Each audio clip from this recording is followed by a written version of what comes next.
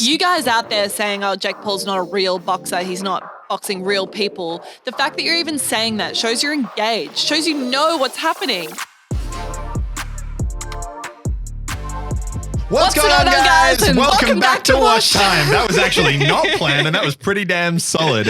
We are back again for another week of talking about all things internet, and this week is actually quite unique, as it will be the final week where we are recording in this current location with this background and this brick wall that people who watch the video YouTube version have all come to love. Right before we started this, we were like, what should we be titling this week's episode? What are we talking about? Maybe we could title it The End of Watchtime. The last Watchtime episode. Oh my God, that's like quintessential YouTube clickbait where it's like, it is true, but it's not true. Yeah, it's like, it's ironic, but it's like. Yeah, and then people click and they're like, oh, okay, I guess that was a fair title, but like, fuck you. It's the end of an era. It is the end of an era. It's the end of this office building's era. So essentially, Sydney, obviously, as we've talked about in previous weeks, currently we're still in lockdown. It looks like we're definitely going to be in just as strict a lockdown for at least about another month and a half. They're all governments like when we hit 70% vaccination rate, that's when they'll start laxing things again because we're definitely not getting rid of it now.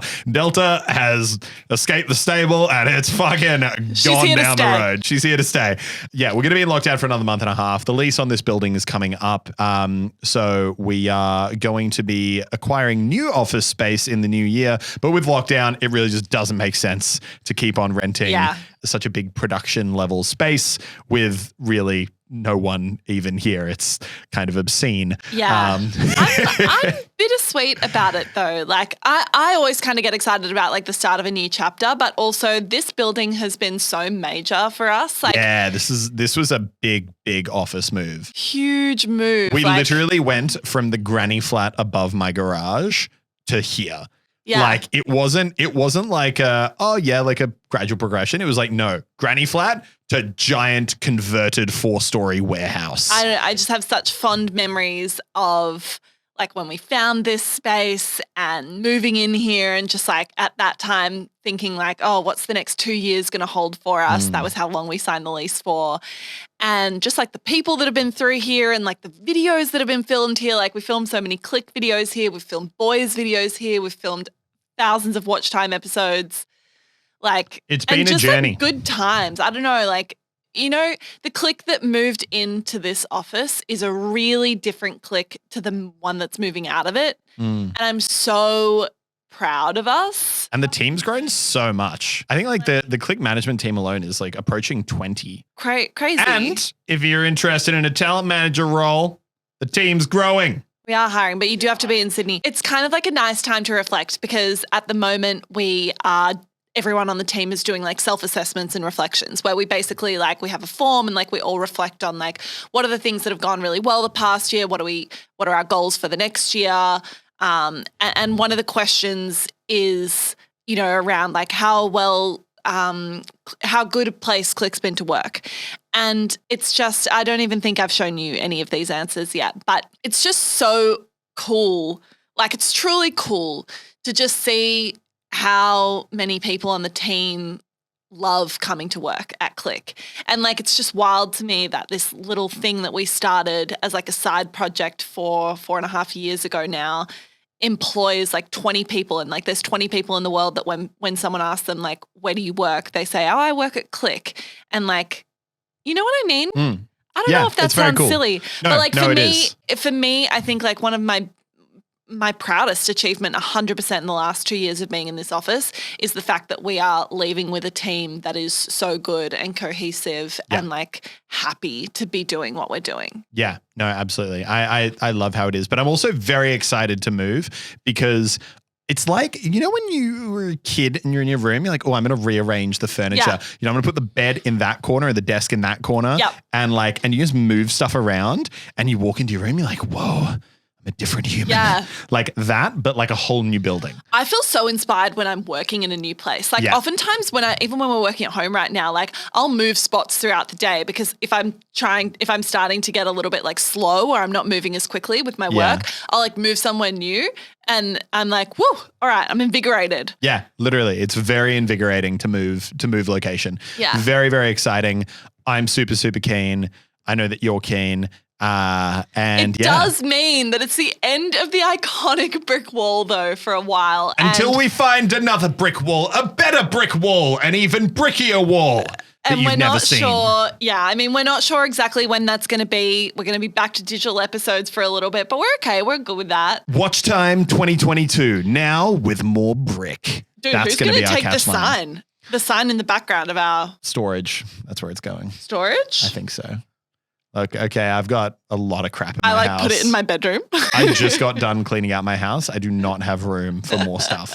But yeah, anyway, the good news is there will be a new office tour video, which we could actually post on the Watchtime channel. Oh, we could. We could actually start doing some non-only podcast content. That could actually be really fun. Yeah, that could be a fun breakup. So we might do a new office tour in a couple of months when we move in. Get excited, get hyped, because it's going to be very, very lit. The only thing that I'm not looking forward to is re-soundproofing everything, because you guys can't see from the angle that you watch this podcast at, or you can't see it all if you're just listening to it. But we have cladded many walls in this office with soundproofing. Took a long time, was not especially cheap. So we are going to need to do that again. But yep. Anyway, new office space. Should be exciting. Should be exciting. Now on to, how was your week? My week has been pretty good. Honestly, it's been a little stressful the last couple weeks, but that's okay. Stress and like going through tough times is all about how you frame it in your mind. And I think I've gotten into such a positive mindset now. Literally, I think about it like a muscle. Like, you know, when you go to the gym and you're like getting stronger and you're like, and the only way to get stronger is by exercising your muscles. Like sometimes I think, you know, and you would probably attest to this, is a few years ago, probably one of my weaknesses, and definitely in work, was my resilience. I think I'm a massive people pleaser. I really have like a strong desire to keep people happy around me. And the reality of life is that that's just not always going to be the case. Like you can be the ripest, juiciest peach in the shop, and some people just aren't going to like peaches. And I think never heard that before. Really? I like that. Resilience is a muscle that you can only exercise through going through difficult times.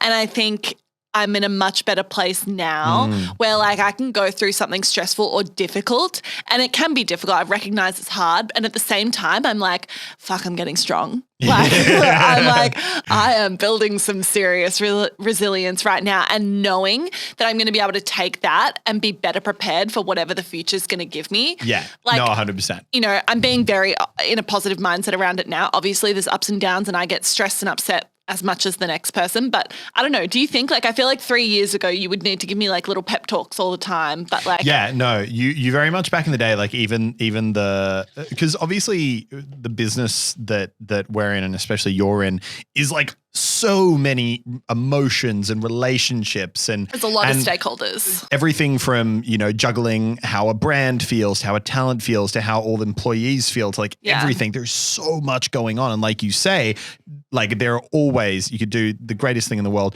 There's always going to be, for whatever reason, bumps that happen in relationships all around the shop. And I remember it could be the slightest thing, like someone voicing like being like, oh, I wasn't 100% happy with like an edit on a click video. And like even those things wouldn't necessarily trigger a whole like issue, but you wouldn't really cope with them well. Whereas now I definitely think you're learning to process things healthily, like kind of if there's an issue, look at it objectively. Is there something you could have done? Is there like an issue that realistically you should be concerned about? Or are there just, you know, kind of things that are out of your control? And I think sometimes there are just things out of your control, and you're doing a much better job at cruising that off. Whereas I was always too far on the other end. Anything could happen. There could be a hurricane like coming towards me, like, oh, just fucking, she'll probably be right. You know, not ideal, but Elliot and I are yin and yang in like many ways. Very yin and yang.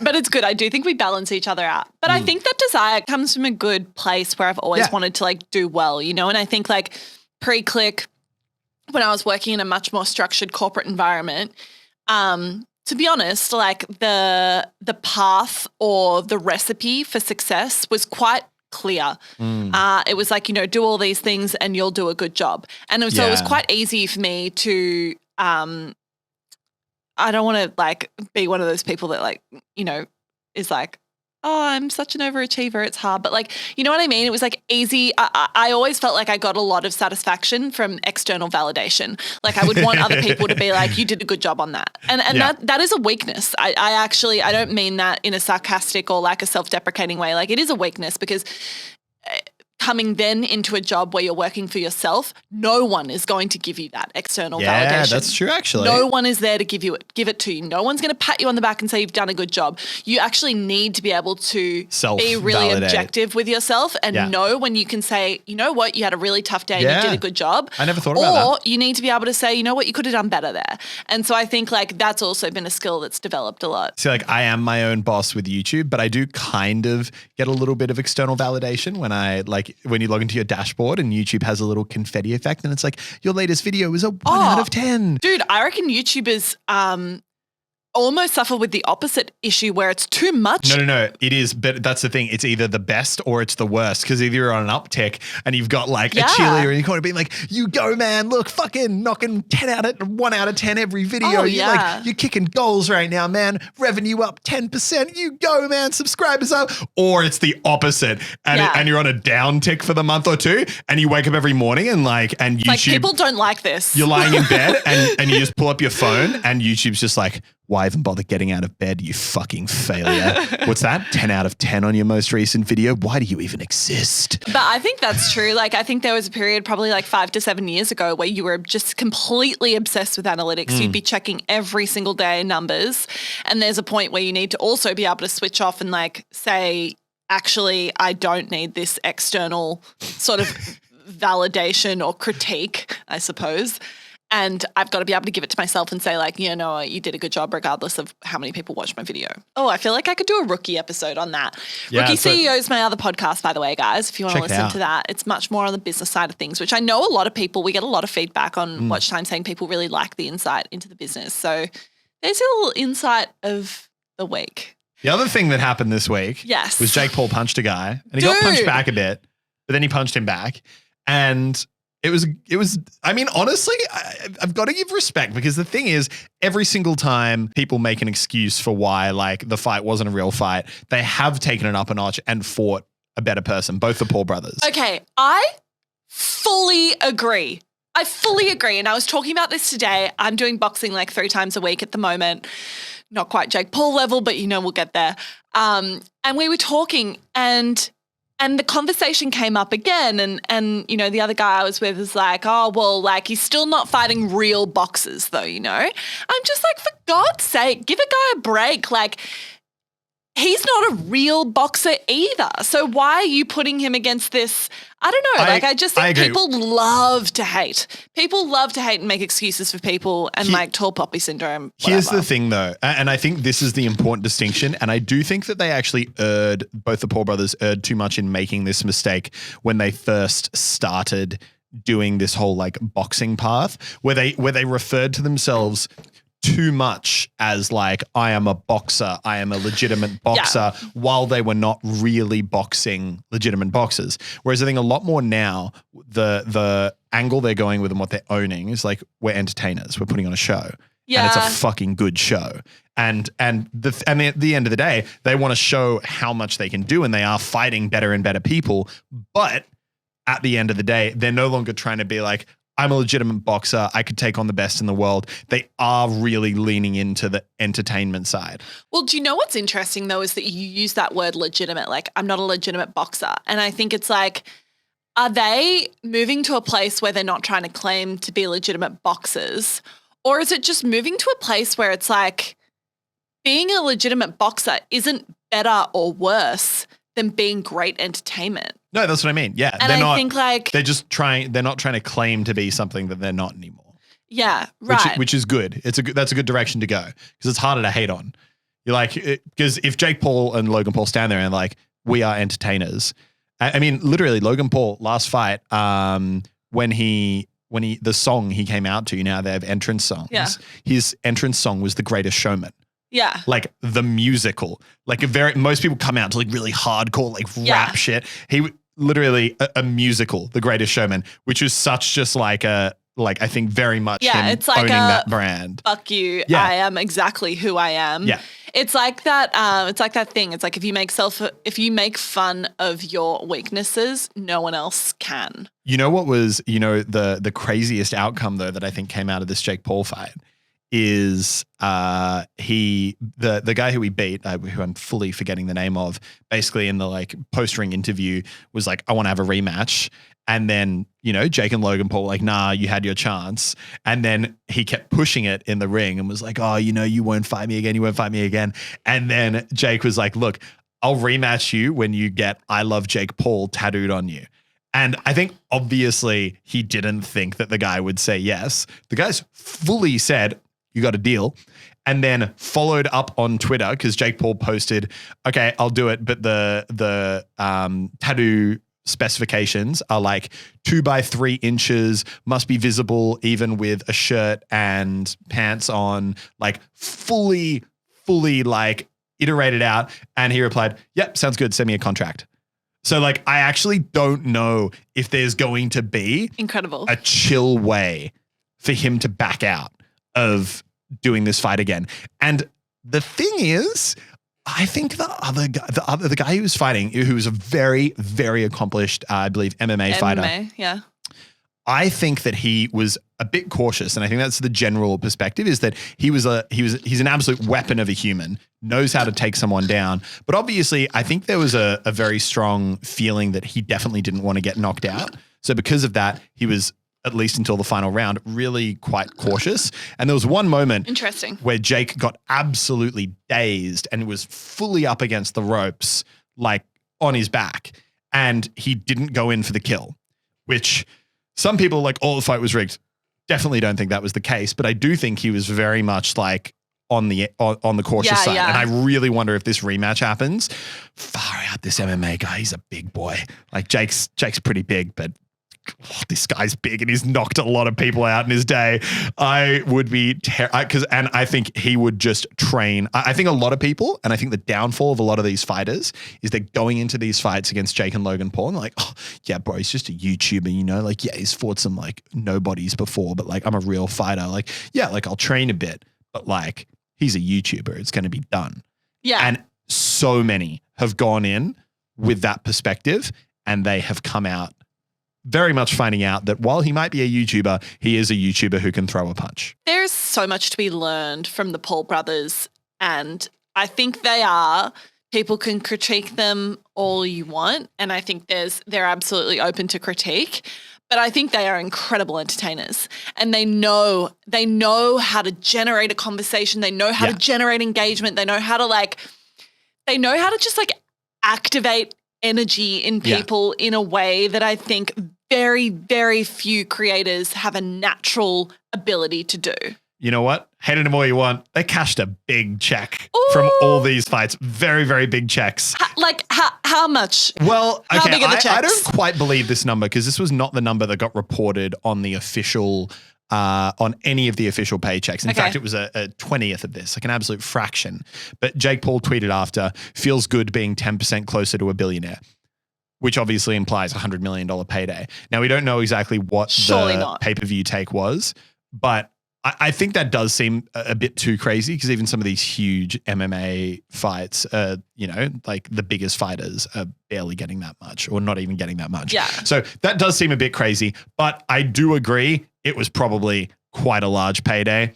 And as long as they're making money and they're probably happy. And speaking of good paydays, you know who else got a good payday this week?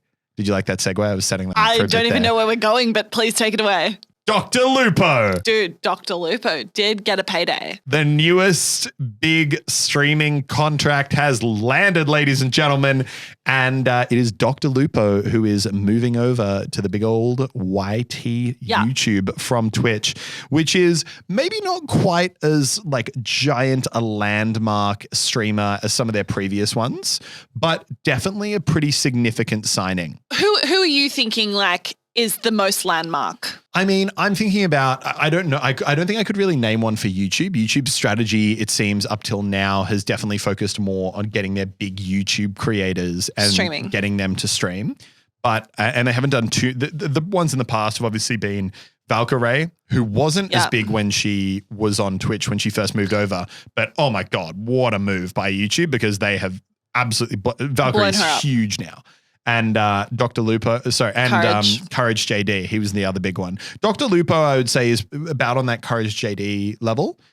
See, I think it's really interesting that you say that, because I know what you mean. I think Lupo isn't, he's not a Shroud, he's not a Ninja, he's not a Dr. Disrespect, but I think Lupo is like a poster child of Twitch. Yeah. He is a poster child of Twitch, and I think Twitch would be pretty devastated to lose him. Like if I was Twitch, it's not even, there are some creators where it's actually less about their size, I think, and more about what they're standing for and what they're representing for the platform. Yeah. And I think the work that Lupo has done, particularly all of his charity work, like that is important for Twitch.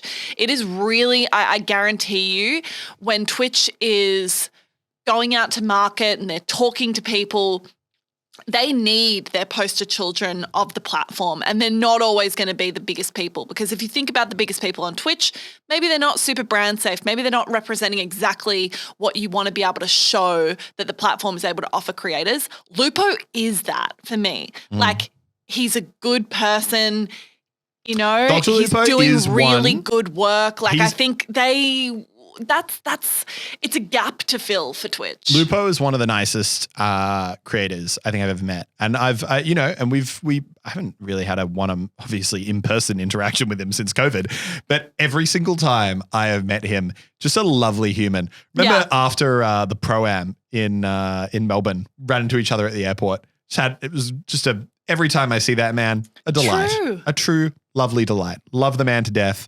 And yeah, definitely a big one now. But I think the interesting thing is, are we going to see a new spate of kind of creator signings? Like, is YouTube going to make another big next generation move? Because, all the kind of original signings for YouTube contracts been a couple years. For streaming happened 2 years ago now. So it's wild. Do you remember, like, that 2 years sounds like a long time, but like when all those stream wars were happening, that was a crazy time. It's just a big coronavirus black hole. Dude. Like I can't place the last 2 years. I can't say if they felt long or short, because they simultaneously feel like a very, very long 2 years and a very, very short 2 years. I really can't place the last 2 years at all. But yes, effectively, I'm very interested to see if YouTube's about to do, because a lot of the time when these signings happen, they happen in short succession. So it'll be like, because, big companies, they have budgets for set amounts of time. They're like, okay, we need to calculate our spend for this area of the business over the next 2 years. Go. Yeah. So a lot of the time, the people in charge of that would have been handed a budget, said, find the best creators you can, go. And I'm very interested to see if we're about to see more creators get pulled off. And you know what else I think is very interesting? This is definitely not something that Twitch is no longer thinking about. And you know how I know that? How?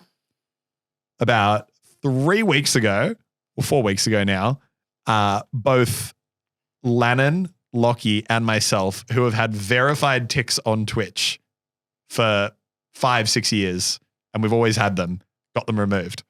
Interesting. Years after we started streaming on YouTube, 2 years, they were like, oh, we've got to get those guys. And then they removed our verified ticks, which was just like, we're literally all browsing Twitch one day, and then Lockie posted it in chat, and then I checked, and then Landon checked, and we're all like, son of a bitch. So it's still something that I think they're definitely thinking about is that kind of trying to keep people on Twitch and on the platform. Yeah, I think, as I've said before, I think platform activity and platform signing creators is always a great outcome for creators long term. Definitely. It's really interesting that you say that, because I had a meeting actually yesterday afternoon with the head of YouTube for Asia Pacific.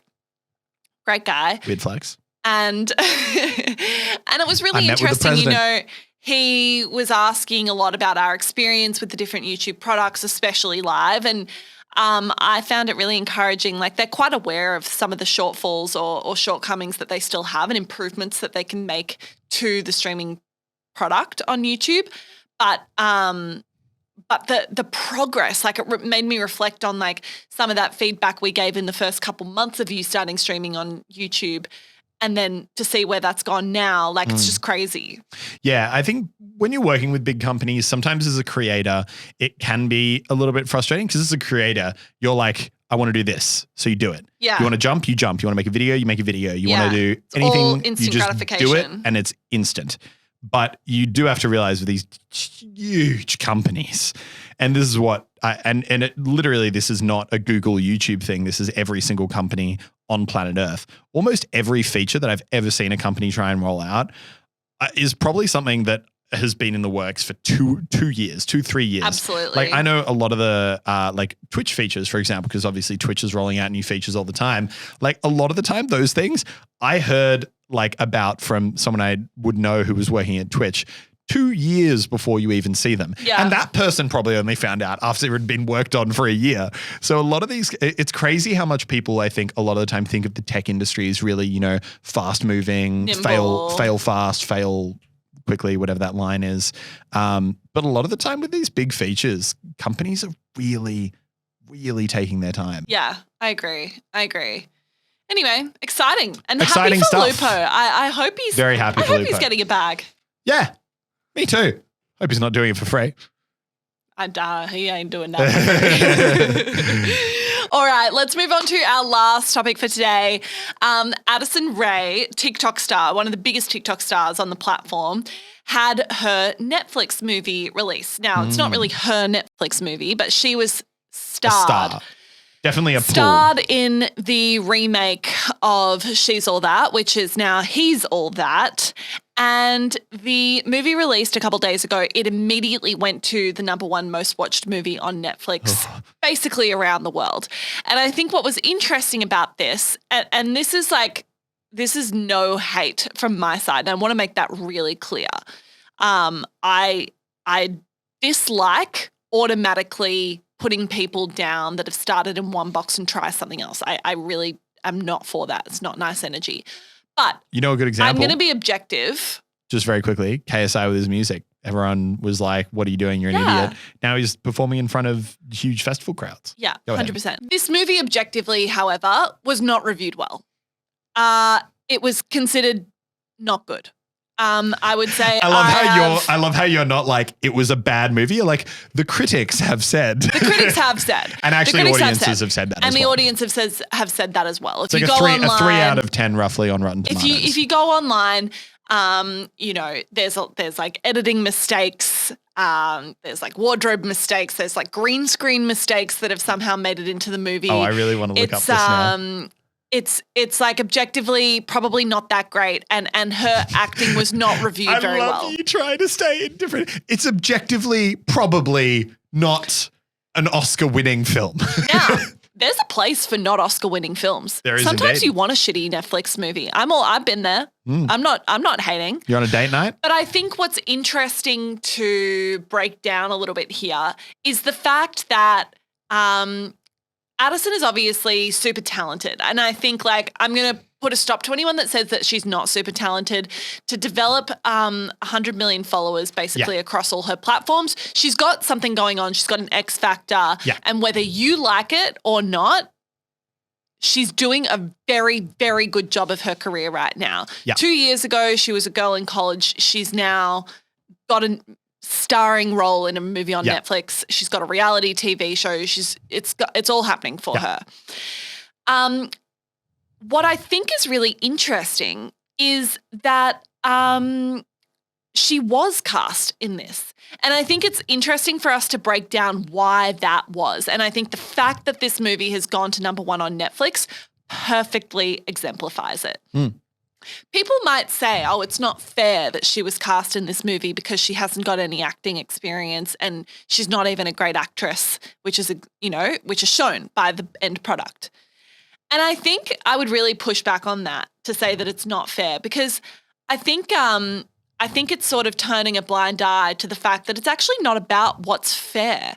And I think a lot of production houses, Netflix, HBO. It's not actually necessarily all about the quality of acting anymore. What they're trying to do is guarantee eyeballs on what they're producing. It is a hard slog out there in the attention for time and the attention for eyeballs. And I think what Netflix has really tapped into, and what I think we will continue to see, is social media people being cast in a lot of mainstream activity, whether that be singing or acting, movies, TV shows. I think we're going to continue to see it because the thing is, they are an inbuilt marketing machine. Machine. Like, you think about how much Addison was promoting He's All That, the movie, the lead up, everything, to literally more than 100 million people. Crazy. Like, you can't buy that. Those follower numbers are always crazy to me when I see people with followers in the 100 million. Like, let's say 50% of the world has a reliable internet connection, like to the point where they're regularly enjoying TikTok content. 100 million people means roughly 1 in 30 in the world are a follower of that person. Yeah. Meaning, if you walk into a random room, it's probably someone in there who engages with that person's content. That's a vast following. Huge. What do you think about the fact that people like this are being cast in traditional media? I don't know. I think there's this weird snobbiness, and you don't only see it with movies and music and everything, but you just around content and entertainment these days. And I think you saw the exact same thing with Jake Paul boxing fight and the Logan Paul boxing fight. Totally. People oh no, but it's not a real boxing fight. Who the hell cares? Why are you watching boxing? You're watching boxing to be entertained. Whether you get that entertainment from seeing someone perform at an incredibly high athlete level, or whether you're seeing it from the banter beforehand, or whether you're just seeing it because you want to see two people punch each other who really don't like each other. At the end of the day, you are there for the entertainment. Just because that entertainment doesn't take on the most pure form of which it has traditionally been enjoyed doesn't make it any less entertaining. Totally. And I actually say this about a lot of movies. You guys out there saying, oh, Jake Paul's not a real boxer, he's not boxing real people. The fact that you're even saying that shows you're engaged, shows you know what's happening. Yeah. Therefore, you are paying for them. And your engagement is eyeballs, and your eyeballs are money, and your money is what drives the economy. You are giving them exactly what they want. They don't care if the reception is positive or negative. Bring the haters on. Yeah. Same as, I guarantee, because a lot of those haters are buying those pay-per-views. Guarantee the producers of He's All That were not going into that movie thinking we're making an Oscar-winning movie. Yeah. I promise you that probably wasn't the intention or the expectation. No, it's a movie that a bunch of 13, 14-year-olds. We're going to make a movie that every single teenage girl in America is going to watch. Yeah. And I actually think a lot of the time with entertainment that the snobbiness of it can be a bit of a downfall. I say this with a lot of movie reviews, where these days I actually don't trust a lot of movie reviewers. For example, I use this when I'm talking about movies like Dunkirk. Dunkirk, if you've watched it, is objectively a cinematography masterpiece. It is stunning, incredible, mind-blowing, from the audio to the music to how it captures. But at least from my opinion, objectively, in terms of my enjoyment of it, I didn't find it a really fun movie to watch or a really kind of enjoyable experience.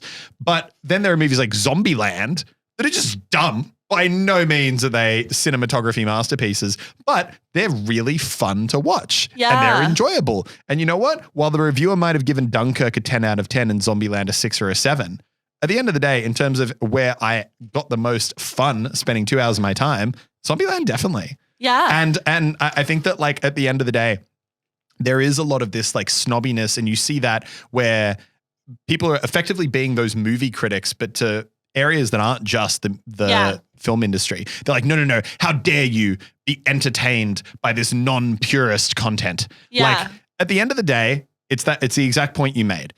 All these entertainment companies are doing is trying to get eyeballs on the content. That is literally all that matters. If what they're producing is literally a blank screen for 2 hours, but it gets millions of people watching it, then they're going to do that over a masterpiece that gets 10,000 people. Absolutely. It's just the way it works. The moment that you are snobby and pretentious about what content is or isn't or should or shouldn't be is the moment that you're falling behind. Like literally the moment you're falling behind. I don't know. I feel like TikTok came about and 2 years ago, we were probably like, oh, what is TikTok? What is Musical.ly? Like these teenagers dancing to dances. I don't get it. Like this is dumb. It's not what it should be. And the fact is, if we said that, we were wrong. We were wrong. And if you're ignoring what people are gravitating towards, you are falling behind. And I think TikTok has actually really been that thing for a lot of people. I think TikTok came out and people were like, oh, the teenagers these days, like dancing their little dances to songs and stuff. And it's just like, you know what? That's the biggest media app of 2021. And like that has been the biggest disruptor to social media in the last 10 years, I reckon. And you can see every other app, YouTube, now emulating Instagram, it. all suddenly being like, holy crap, this is a thing we can't ignore. Yeah. Yeah. It's so easy to sometimes sit there and be like, I don't understand it. I don't like it. Therefore it's dumb. Like, and that's something that I've really wrestled with like NFTs. And I know that you and I have both been talking about NFTs a lot. And like, I literally still sit there and I'm like, I don't get it. And because of that, I personally don't fully engage with it, probably to my detriment. If I had jumped into NFTs when we were first talking about NFTs, bought a bunch of those like Bored Ape, whatever the hell they are, probably would have been a great investment. I personally don't understand it. But at the end of the day, if something is a thing, there's no point just sitting there with like your fingers in your ears being like, la, la, la, nope, it doesn't exist. I choose to believe this is dumb. No, see there is demand, see there is activity. And honestly, you just got to respect it and you've got to do what you can to understand it. I also think like curiosity is just such a beautiful quality in people. Like I think staying curious is almost like one of the number one recipes of success that I see in people that I would hope to emulate, is that they're curious about new things, is that they're not like resting on their laurels about what they currently know and thinking that what they know now is enough to get ahead in life. It's like they're constantly appreciating the fact that there's new things. And I think about people that like have done that so well. And I don't know, off the top of my head, I think like Andy Miller is one of those people. You know, like I think Andy Miller came into esports and he didn't pretend to know everything about esports or esports orgs or what it took to run an esports org. And I still think like even now, if I am speaking or interacting with him, you can tell he like really leans on the people around him that know more about particular areas.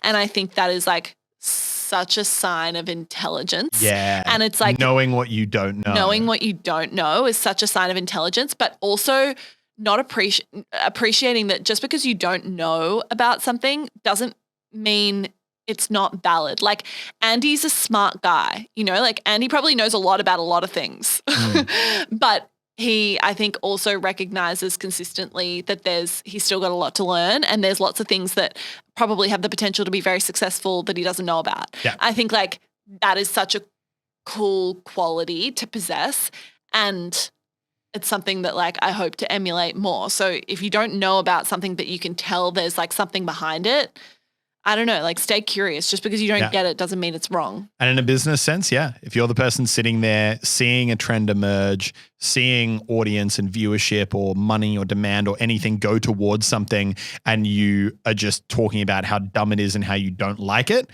you're going to be the grandpa with the Nokia who refuses to change the iPhone, and you're going to fall behind. Yeah. Totally. That is a good takeaway. I like that. That went in a much deeper, more interesting direction than I thought our Addison Rae topic would go. All right. I think that's all we have time for this week, guys. Thank you so much for watching.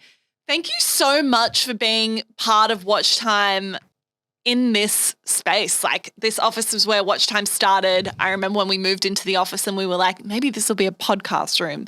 And I'm very grateful for the audience that we've developed on Watchtime over the last 2 years. Like it's been so fun. It's been very fun. And something that I think like, I'm excited to do more of. And I think a new space will encourage all sorts of new things. So anyway, we're not going anywhere. You're still going to see us next week. It will just be in a different location. But thank you guys so much for watching and your support as always. And we'll see you guys next week. Bye-bye. Bye-bye.